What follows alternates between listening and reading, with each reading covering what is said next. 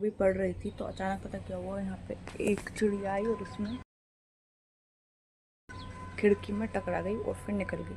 तो वो खिड़की में इसलिए टकराई क्योंकि वो उसमें कांच है और कांच की वजह से ऐसा लग रहा है कि उसके अंदर भी आसमान है।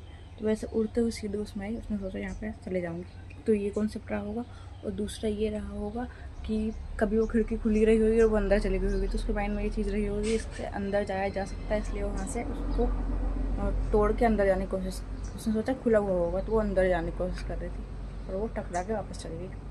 तो क्या ऐसा हो सकता है कि, पता नहीं ऐसा हो कि नहीं हो, ऐसा है या नहीं, बट हो सकता है कि अर्थ पर हमें रह रहे हैं, हमें ये नॉर्मल लग रहा है बट यहाँ पे भी कुछ इस तरीके की चीज़ें हों। यहाँ पर एक गेट हो जो खुलता हो और बंद हो जाता हो, खुलता होगा तो उसमें चले जाते होंगे और बंद हो जाता होगा तो फिर नहीं जा पाते होंगे। फॉर एग्ज़ाम्पल वो एक, मुझे अब याद नहीं आ रहा एक नाम, बट एक प्लेन था वो गया था काफ़ी साल पहले और बहुत लंबे टाइम के बाद वापस लौट के आया था।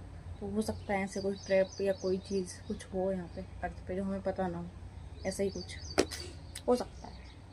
बाय बाय, यही बताना था।